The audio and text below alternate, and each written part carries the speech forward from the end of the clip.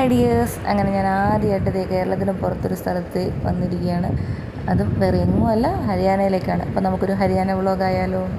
അപ്പോൾ നമുക്ക് പല്ലൊക്കെ തേച്ച് ഐശ്വര്യമായിട്ട് അങ്ങ് തുടങ്ങാം. ഹൈജീൻ ഫസ്റ്റ് എന്നാണല്ലോ. പഠിച്ചുകൊണ്ടിരുന്ന കാലത്തും ജോലി ചെയ്യാൻ തുടങ്ങിയ കാലത്തൊന്നും ഞാൻ വിചാരിച്ചല്ല കേരളത്തിന് പുറത്ത് ഇങ്ങനെ വന്ന് നിൽക്കേണ്ടി വരുമെന്ന്. പിന്നെ സാഹചര്യങ്ങൾ കൊണ്ട് നമുക്ക് പിന്നെ അങ്ങനെയൊക്കെ വന്നു കഴിഞ്ഞാൽ നമ്മളങ്ങനെ പോയല്ലേ ശരിയാവുള്ളൂ.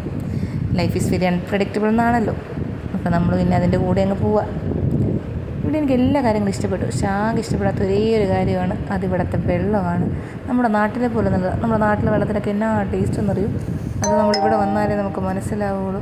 ഇവിടുത്തെ വെള്ളത്തിനൊരു ഉപ്പ് രസമാണ്. ഇവർ പിന്നെ ഇതുമായിട്ട് അഡ്ജസ്റ്റ് ആയതുകൊണ്ടായിരിക്കും അവർക്കത് വലിയ പ്രശ്നമുണ്ട് തോന്നാത്തത്.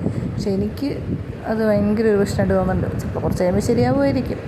ബാക്കി എല്ലാ കാര്യങ്ങളും കൊള്ളാം. വെള്ളത്തിൻ്റെ ആ ഒരു പ്രശ്നം ഒഴിച്ചാൽ വേറെ ഒരു പ്രശ്നം ഇവിടെയില്ല.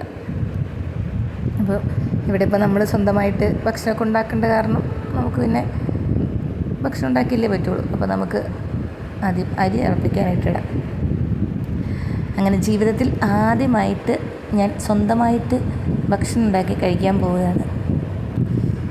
ജീവിതം നമ്മളെ അങ്ങനെ പല വഴിക്കേക്കിടെ ചിലപ്പോൾ ഒക്കെ കൊണ്ടുപോകും. ഇതും അതുപോലെ വരണം.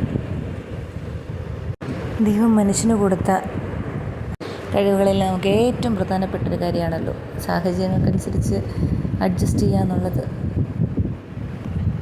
അപ്പോൾ നമ്മൾ ഈ സാഹചര്യങ്ങളൊക്കെ ആയിട്ട് അഡ്ജസ്റ്റ് ചെയ്യുക. പിന്നെ നോർത്ത് ഇന്ത്യ എന്ന് കേൾക്കുമ്പോൾ നമുക്ക് അത്യാവശ്യം നല്ല പേടിയുണ്ടാവും. ഞാനും അതുപോലെ അത്യാവശ്യം നല്ല പേടിച്ചിട്ട് തന്നെയാണ് വന്നത്. നോർത്ത് എപ്പോഴും സൗത്ത് ഇന്ത്യൻസിനെ സംബന്ധിച്ചിടത്തോളം നോർത്ത് ഇന്ത്യ എന്ന് പറയുന്നത് ഒരു പേടി സ്വപ്നം തന്നെയാണ്.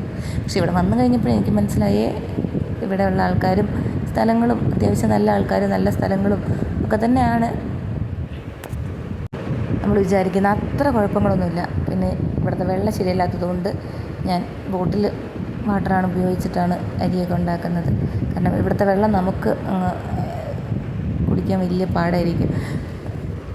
അപ്പോൾ അതവിടെ തിളക്കട്ടെ. അപ്പോഴത്തേക്കും നമുക്ക് റെഡിയാവാൻ പോവാം. നമുക്കിവിടെ സാരി കമ്പൽസറിയാണ്. അതുകൊണ്ട് നമ്മൾ സാരി ഉടുത്തേ മതിയാവും. ഇതാണ് സാരി ഉടുത്തുള്ള ലുക്ക് വരുന്നത്. നമുക്ക് പോയി ബാക്കി അരിയുടെയും ചായയുടെയൊക്കെ പരിപാടി നോക്കാം. അത് കഴിഞ്ഞ് വന്നിട്ട് നമുക്ക് ബാക്കി റെഡിയാവാം. അങ്ങനെയെല്ലാം കഴിഞ്ഞ് ഇതാണ് ഫൈനൽ ലുക്ക്. അപ്പോൾ നമുക്ക് ഇനി സ്കൂളിലേക്ക് പോവാം. നമ്മുടെ ഹോസ്റ്റലിൽ നിന്ന് തൊട്ടടുത്താണ് സ്കൂൾ വരുന്നത്. സ്കൂളും പരിസരമൊക്കെ നല്ല അടിപൊളിയാണ്. ഭയങ്കര പ്രകൃതി രമണീയമായ കുറേ മരങ്ങളും അതുപോലുള്ള കുറേ വലിയ ഗ്രൗണ്ടും ഒക്കെ ഉള്ള അത്യാവശ്യം നല്ല അടിപൊളി സ്കൂളാണ്.